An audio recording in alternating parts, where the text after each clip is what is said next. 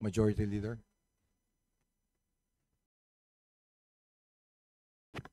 Ladies and gentlemen, the Speaker of the House of Representatives, Faustino Boji D. III, will now address the body.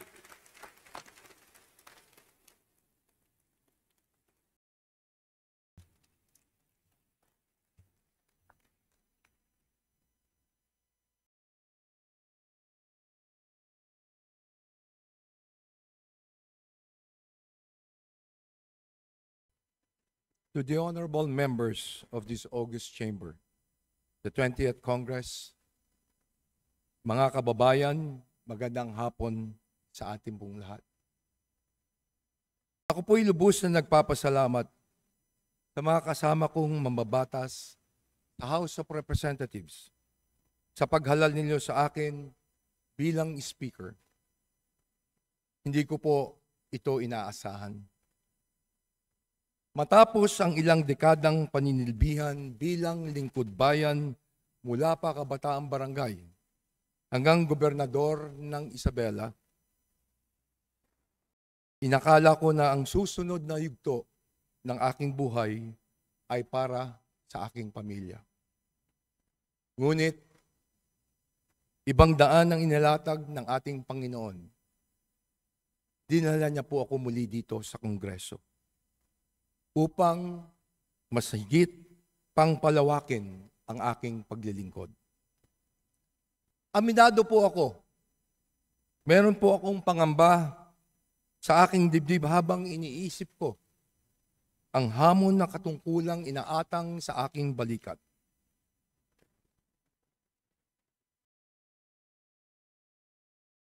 Patid ko po na marami sa ating mga kababayan ang nasasaktan at nagagalit na dahil sa mga kasalukuyang kaganapan. Naiintindihan ko po kayo. Bilang anak ng lalawigan ng Isabela, alam na alam ko po ang mga pagsubok na dala ng matinding bagyo, ang pagkasira ng mga bahay at buhay tuwing tumataas ang tubig baha. Sa ngalan nila, tinatanggap ko ng buong kababang loob ang hamon ng pagiging Speaker of the House. Ako na ho ang unang magsasabi sa ating mga kababayan. Meron po kaming pagkukulang. Kami po ay nagpapakumbaba sa inyo. Nakikiusap po kami na sana bigyan nyo kami ng pagkakataong ituwid ang mga maling kalakaran at linisin ang aming hanay. Nakikiusap po kami na magbigyan niyo pa kami ng tsansang makuha muli ang inyo pong tiwala. Ako po ay kaisa ng ating mahal na Pangulo sa kanyang layunin na linisin ang pamahalaan upang tayo ay bumangon muli. Under my leadership, this house will change. I will not defend the guilty, and I will not shield the corrupt.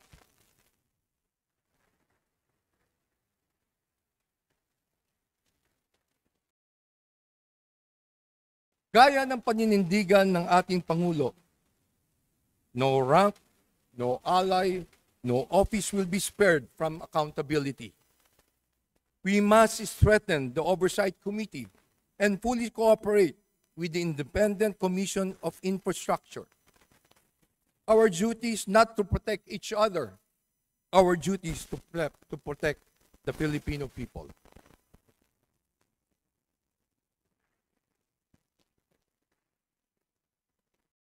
Alam kong maaaring maging puno ito ng panganib. Dahil sa mga maaaring matapakan, sinusugal ko ang aking pangalan na matagal ko pong pinagpaguran. Yayakapin ko ang sakripisyong ito nang maibsan ang mas mabigat na sakripisyong kinakaharap ng ating mga kababayan. Malinaw sa akin na higit matimbang ang aking pananagutang itaguyod ng ating saligang batas at unahin ang kapakanan ng mas nakakarami. Hindi ko hayaan ang sino man na membro dito sa 20th Congress na gamitin ng Kongreso para sa kanyang personal na interes.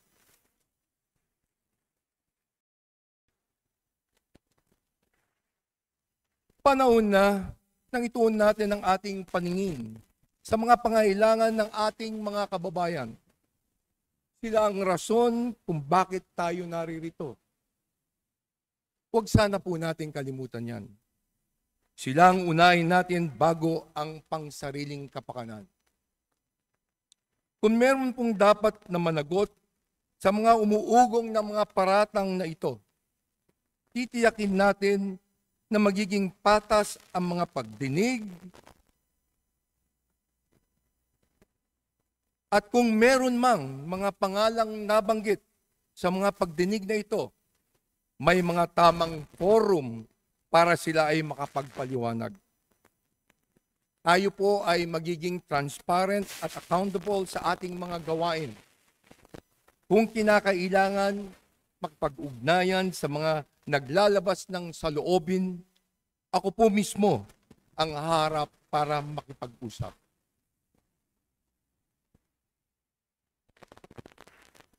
Makikinig po kami sa daing ng ating mga mamamayan. Makikinig po kami sa inyong mga boses. Ito lang ang paraan para lumabas ang pawang katotohanan at dito lang masisimulang matanggal ang agam-agam ng ating mga kababayan. Sa mga kasamahan ko sa Kongreso, magtatagumpay lamang po tayo kung tayo magkakaisa upang makamit ang hangaring ito.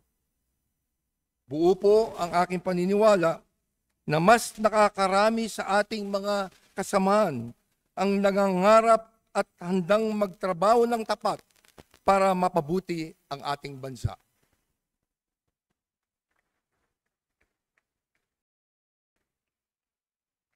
Hindi ko po magagawa itong na nag-iisa. Kailangan ko po kayo. Kailangan po natin ang bawat isa. Kaya kukunin ko itong pagkakataon na to na ipabot sa ang ating pong pasasalamat sa dating speaker sa kanyang bukas palad na pakikipagtulungan para maisakatuparan ang isang maayos na transisyon at natatanging hangarin na ito.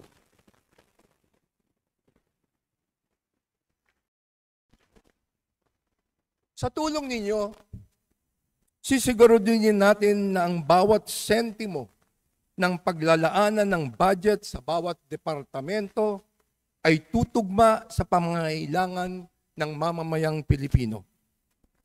Pagtutulungan nating makapagpasa ng isang maayos at malinis na budget na mailalaan lamang tama sa mga programa para sa ating taong bayan. May mga hakbang nang ginawa upang gawing mas bukas ang proseso ng pagpasa ng budget at mas paigtingin pa natin ito.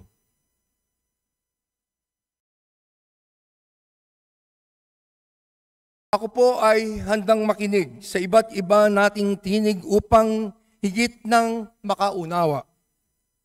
Nakahanda po ang aking bisig na makipagtulungan kanino man alang-alang sa ating bansa. Mula noon hanggang ngayon, ako po ay walang pinipiling kulay. Lahat ay mahalaga. Lahat ay may maaaring maiambag upang magampanan ang ating mandato bilang kinatawan ng ating pong mga mamamayan. Sa ating pong mga kababayan, hinihiling ko po na magpatuloy tayong magmatsyag at magbantay. Tanging kayo lamang po ang makakapagsabi at makakapagpasya kung dapat bang ibigay ninyo muli ang tiwala sa amin. Kayo ang magiging bahagi ng reforma para masiguro natin sa darating na mga araw ang kapakanan ng taong bayan ang mauuna.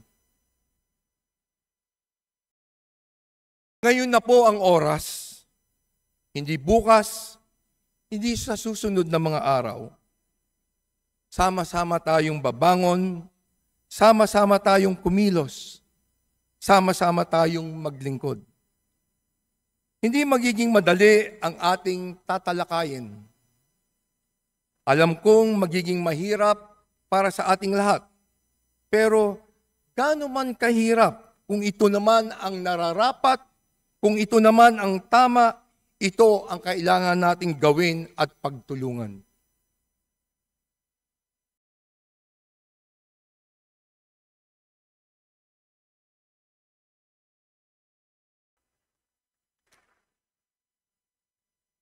Sa bagong kongreso, ipaparamdam po natin ang tunay na malasakit.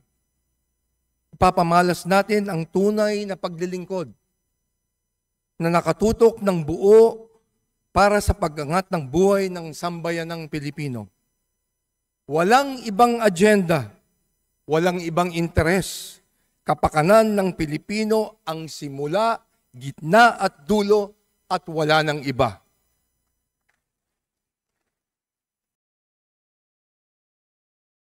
Sa lahat ng ito, hindi tayo hatulan sa ating mga salita, kundi sa ating mga gawa.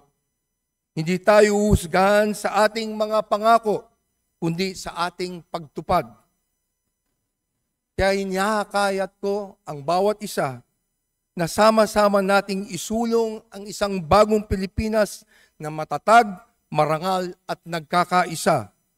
Muli, maraming salamat sa inyong pagtitiwala. Pagpalain nawa tayo ng puong may kapal.